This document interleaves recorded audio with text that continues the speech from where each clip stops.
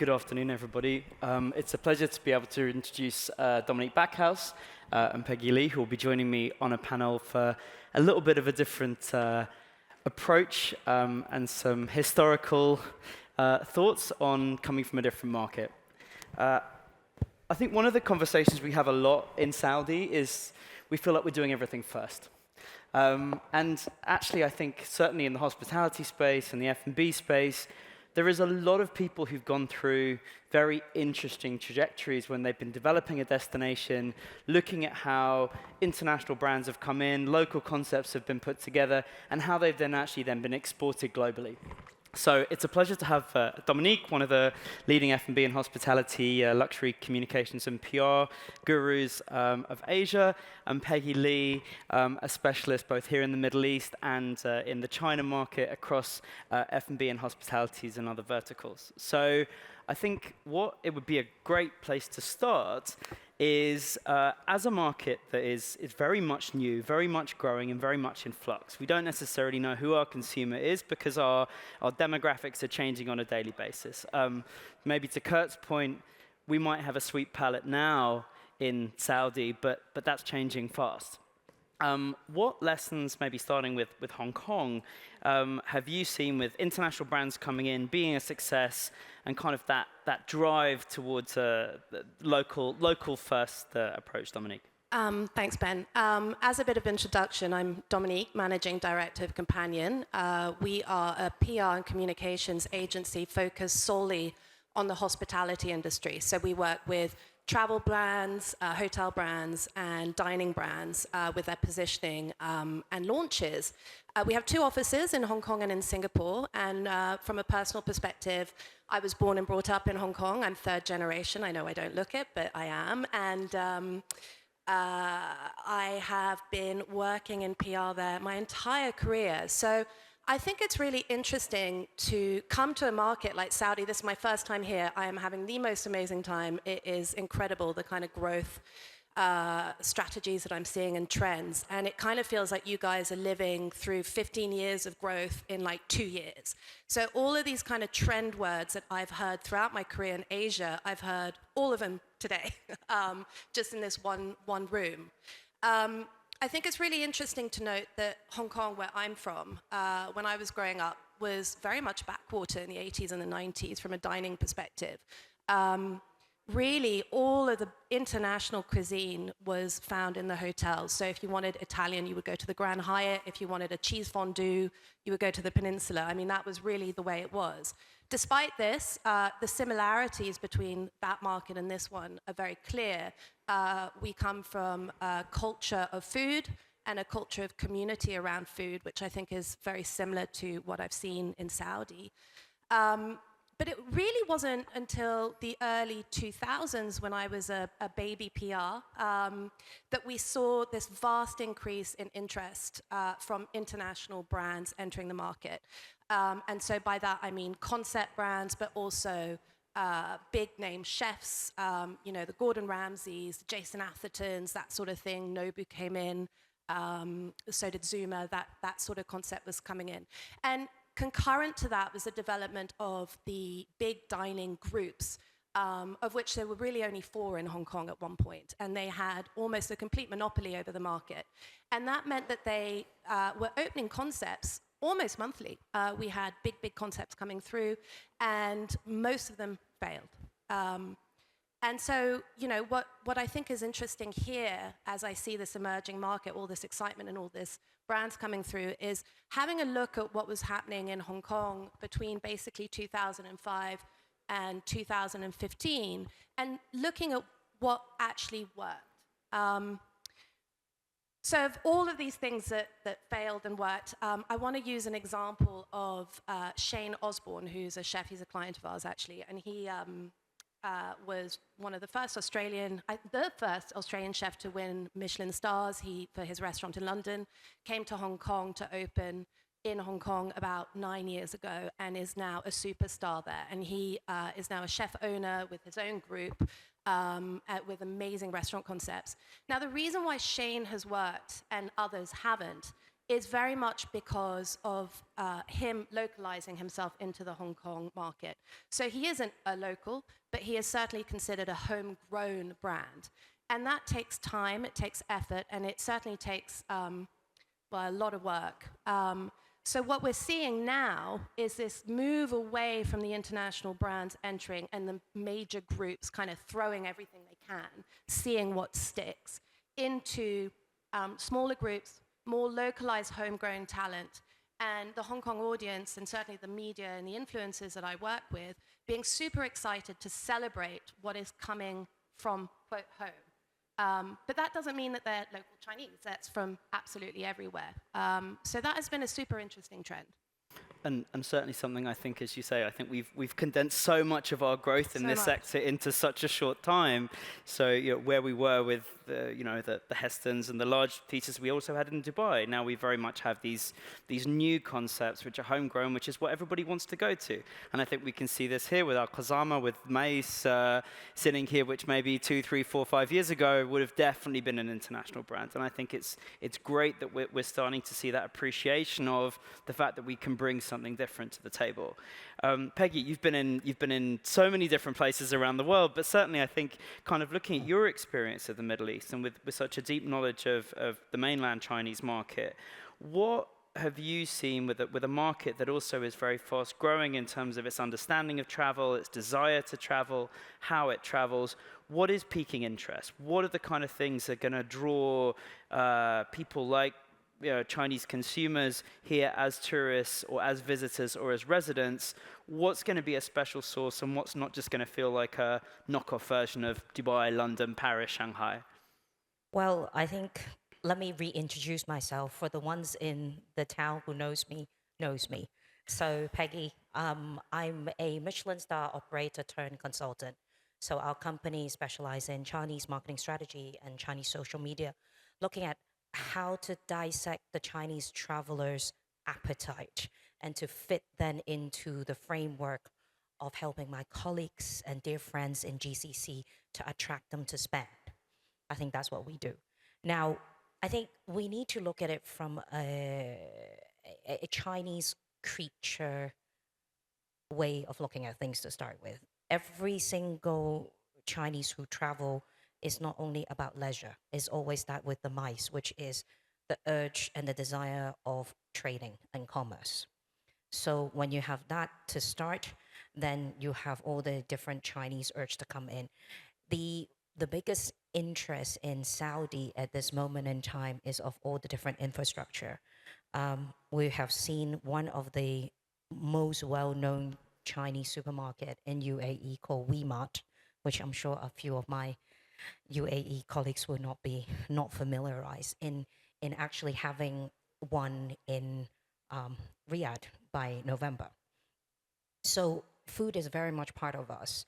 And with that, we've seen the Arabic social media with last year, November, when Saudi tourism did a huge installation in Shanghai introducing. So we're starting to see a lot more of that.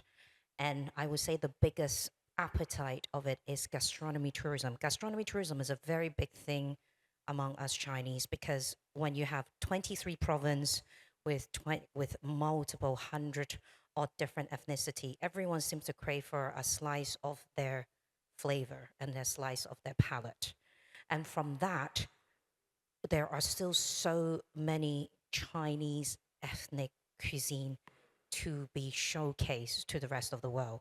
Now, obviously, it's more well-known at the moment being the Cantonese, the Peking duck and the various other dishes that is known for, but there are way more. And the latest expedition we have seen that is flourishing extremely well across the world is Hai Di Lao, the Chinese hot pot. We have seen it in Dubai Mall. We've seen it all over Piccadilly Circus, and we've seen them in New York.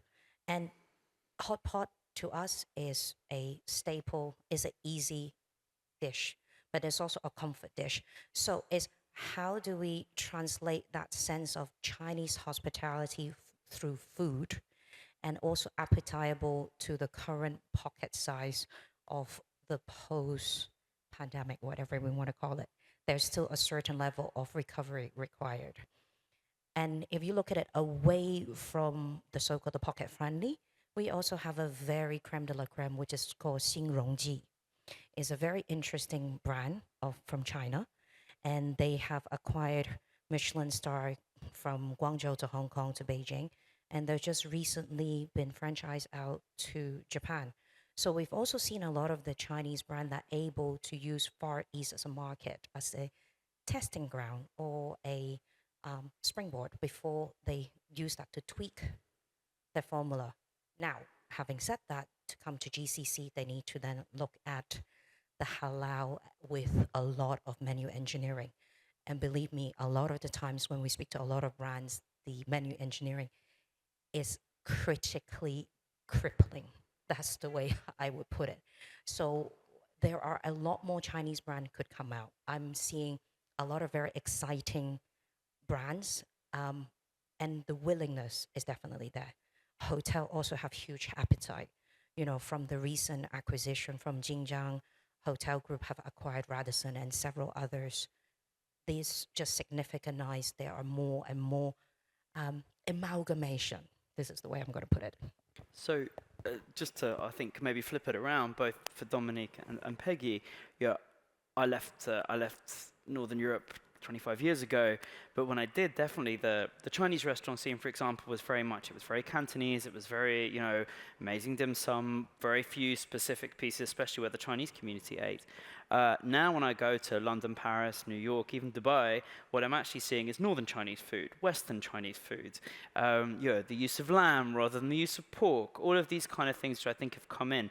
What do you think was that trigger for the acceptance of those interesting flavors that perhaps weren't traditionally known, especially outside of traditional American Chinese?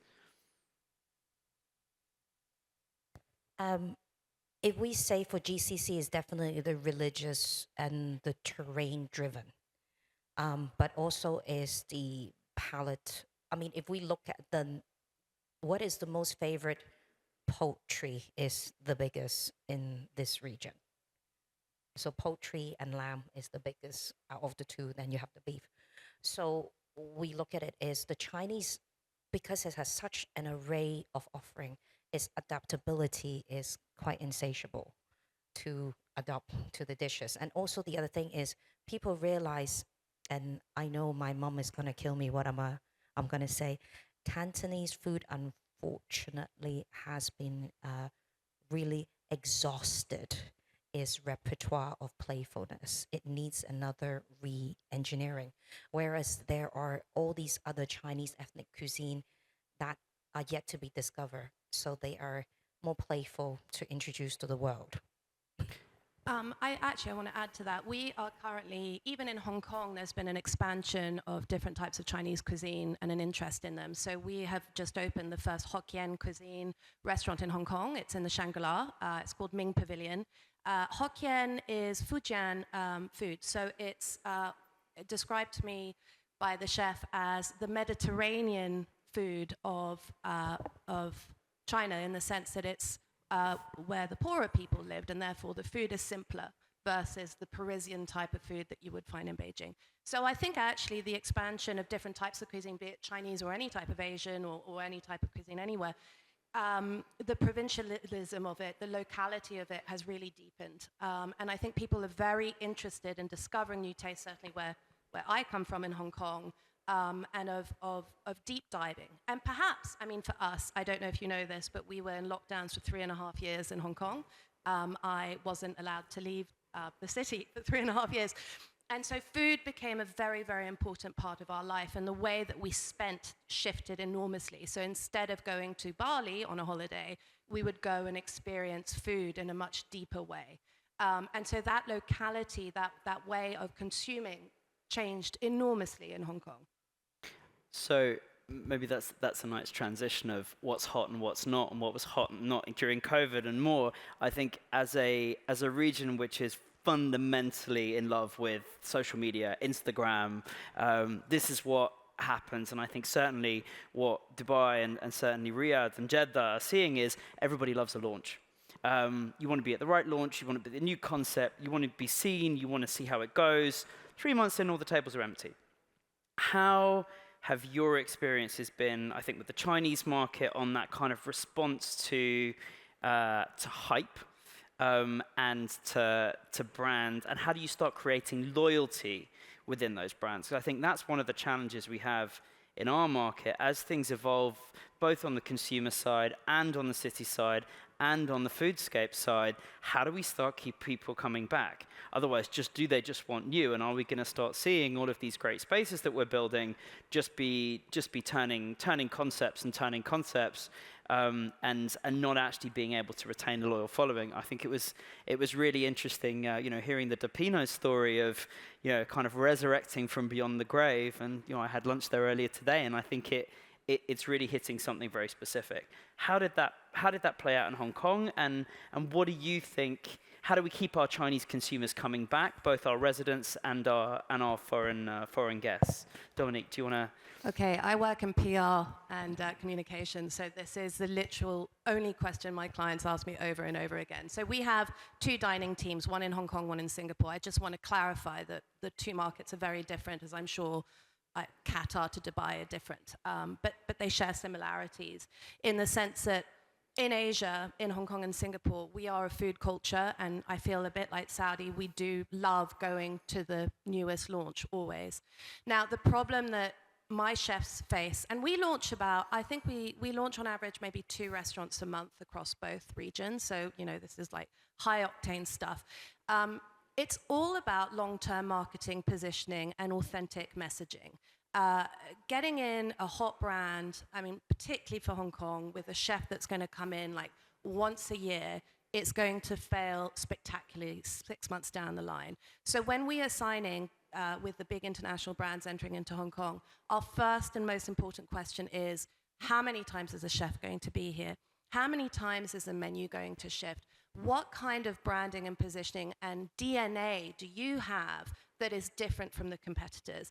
And then you have to continually PR this. I think I've heard, I know very little about your market, that many times the launch will happen, and as you said, 3 months later it falls off a cliff. So when you're signing with brands coming in, I think the first question you really need to ask them is, how are you going to help the longevity of this? So yeah, there's no secret sauce. It's just hard work and a lot of creativity. I, on the other hand, having the blessing and the pleasure for the GCC territory is a matter for my bigger colleague out there, no matter the restaurateur or the hoteliers, is Chinese is a market you are yet to tap in properly. Regrettably, to say it this way. When every time I sit at every conference, I'm like, let's do the 3 baby steps. If you're in Dubai, are you accepting Alipay? If not, we have an issue. Are you listed on the Chinese TripAdvisor? If not, we have another issue. Is your listing on trip.com and your revenue management are doing yourself the favor to get them in and getting you the ROI? Are you managing them properly? If not, then we have another issue.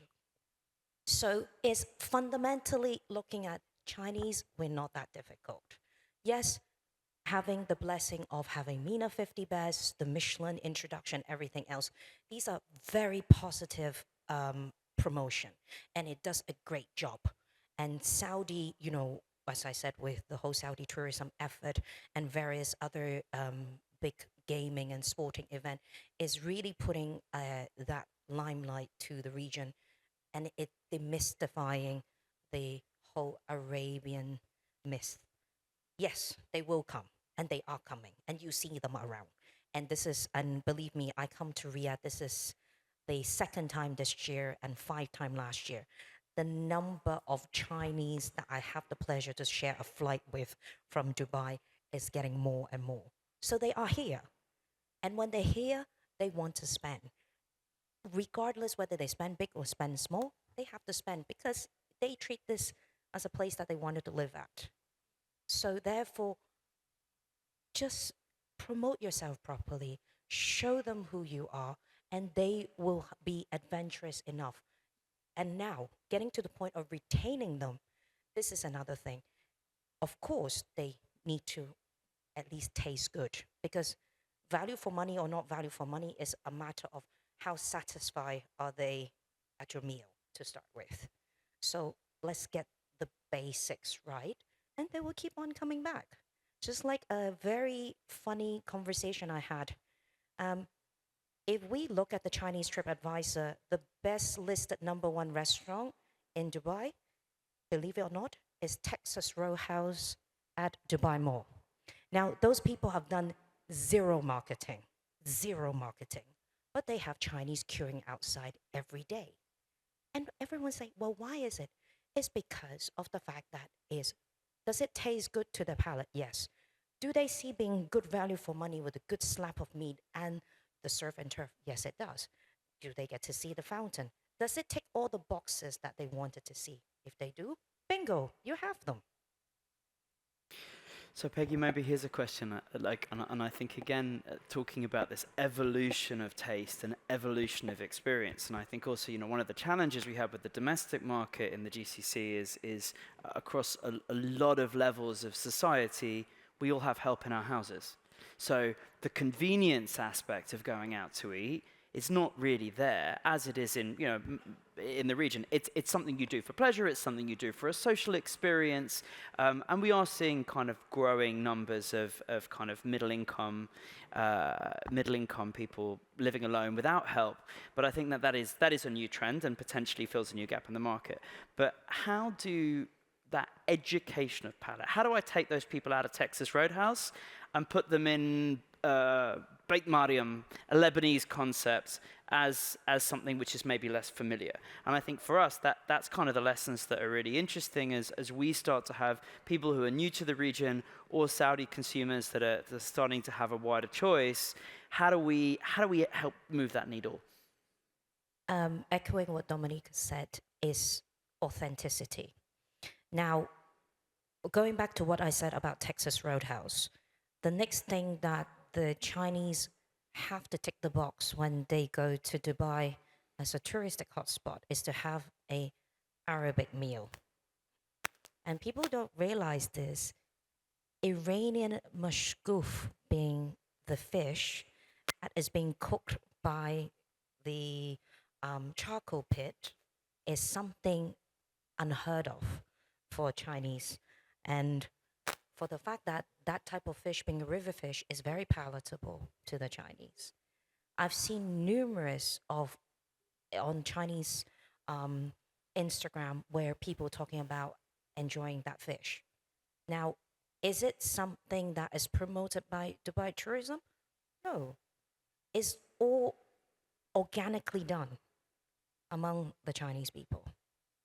Arabian tea house is another love favorite among Dubai. And have they done any Chinese marketing? Zero. But are they being frequently visited, being like the authentic authority of Arabian breakfast? Yes. So that answers pretty much the question.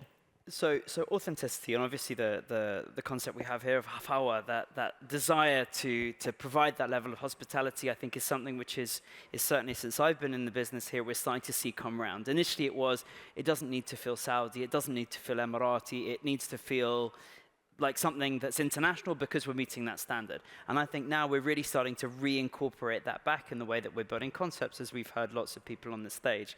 So maybe to ask two questions of what shouldn't we do?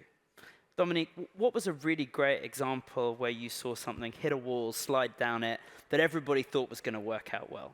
Oh my God. We don't have to name names, but I think let's take the concept. So I'm actually going to flip it a little bit because I'm going to talk about things that have weirdly worked in our market that were unexpected. I've been listening a lot about social dining and food halls, which seems to be a big trend here. It actually is a very new trend in Hong Kong. We always had mass market food courts with McDonald's and things, but the idea of that, UK, US type food hall only actually happened in Hong Kong in May of 2020, and I know this because I launched it, and it was a concept brought in by a Hong Kong developer called Hong Kong Land. Hong Kong Land basically own all of Central, which is a financial district, and they were trying to re-energize this area, and they put this amazing luxury food hall called Base Hall into one of their buildings. Now, interestingly, rather than say, I'm going to bring in a whole bunch of international brands to the local market, they flipped it and they said, in part because of COVID, I think, but they flipped it and they said, we are going to help support local homegrown brands and put them into the food hall. And it was such an enormous success. But what I think is so interesting isn't that it was a success, because it was always going to be, but the most successful outlet in Baseley, in Central, is Middle Eastern food by a brand called Francis, which is a homegrown brand from Hong Kong, from Francis Street in Wan Chai. And this was the first outlet that they had. And Hong Kong people loved it. The queues were around the block. So is it authentically local food? Absolutely not. But is it authentically homegrown? Because Hong Kong has developed into a cosmopolitan area with people willing to try different things, but in particular wanting to support a local brand trying different things. So I thought that that was fascinating. Yeah, delicious, by the way. If you ever come to Hong Kong, you can tell me if it's correct or not. I love it. I said it was okay. So I think with Middle East, we really are very pampered and we're very indulged with the array of different options, and I think the bravery and the willingness of adventure. We've seen trends really comes and goes quite a lot in Dubai lately. But one thing for sure that and echo what Dominique said, the homegrown brands are really picking up the pace. And I'm seeing a lot more interesting. We were literally just talking about it, quinoa, homegrown from a supper club, then went on to have Neha having her own shop, and then being 50 best recognized, Michelin recognized. I would say there's nothing that is not really working. I think it's just because we now have so many choices in Dubai, it's hard to stick in people's mind. And the sense of convenience, as you say, having the helper, if it's not the helper, is all the delivery heroes that we have around us. But when you're authentic, people tend to come to travel to you. And it also nowadays has developed in such a way that it's a neighborhood friendly. So therefore, do I travel down to your neck of the wood in Albarari, as our conversation yesterday? Questionable. If you say things are not working, are the ones that people who thinks they have taken a franchise and they think that the franchisor with their brand would run the shop for you? No. You as a franchisee are equally have the due diligence to make sure your outlet and you as a territorial owner works. I think it's really interesting what you said, Dominique, about the food hall concept, right? And I think we're certainly seeing an evolution of what our spaces look like here in Riyadh. And I think the first wave were very grand. They felt very much like kind of hotel dining, gone out into the wild. We're now seeing smaller concepts. So, I remember when Takia opened first, it was 10 tables maybe. And again, it started to have that neighborhood sense. How have you seen that evolve in Hong Kong, but also maybe also in Beijing, Shanghai? How have those small concepts prospered best? Is it that they had small outlets that ended up in other parts of the city, or did they end up growing into much, much larger concepts? Like, how was that trend and that evolution in those two markets, and what might we learn from how we might make our next steps here? First of all, don't knock a good hotel restaurant. We work with quite a few of them. I think actually I was just listening to the last person that came, And I was at Como when he opened Nobu in the Metropolitan London, and I remember the fight that we had on our hands about Nobu being separate from the hotel. And it is the best way forward, particularly in Hong Kong. So some of the best concepts, bigger concepts in Hong Kong are in partnerships with the hotel groups. The Aubrey at the Mandarin Oriental being an incredible example of what a restaurant group, in this case Maximal Concepts, that also own Mott 32, I think it's just opened in Dubai, coming into partnership with a hotel group to create something really extraordinary. So that is still percolating in the background. I think another example would be Zoom at the Mandarin Landmark or Nobu at the Regent, of things that are working super well in tandem at a bigger concept level. But Hong Kong, yes, for sure. COVID did incredible things for our local scene. We have got smaller groups happening now. I mean, of course, the rents are massive, so we're never really going to be able to do things the way that they happen in, I hate to say it, London, but it is cheaper rent in London than it is in Hong Kong. I think it comes with an audience becoming more sophisticated, perhaps, willing to go a little bit further to discover, as you said, new neighborhoods and new tastes. And I think also with COVID having made so many restaurants fail, people understand the power of their dollar in Hong Kong now. So they are willing to spend in more local places and to find, places that they want to support. So that has definitely been an upward trend for us. Peggy, last words of wisdom. What's the one thing you would like to see evolve in our Riyadh F&B scene that you think is going to make us a long-term success? Youth development. So in China nowadays, riding back on the last conversation, is food court, no food court. China has reinvented its wheels with the night market. And night market close by to university, where genuinely university students seeing a trend on TikTok to say, well, I could cook a bit, why not? Let me do a stand. And China government is very encouraging these type of homegrown young entrepreneur.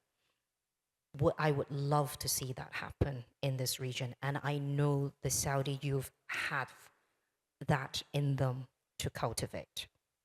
Thank you so much. Everybody, it seems like we need more stories, more hafawa, and we need young people in our restaurants. Thank you so much to Dominique Backhouse, Peggy Lee. I hope you enjoyed it. Thanks so much.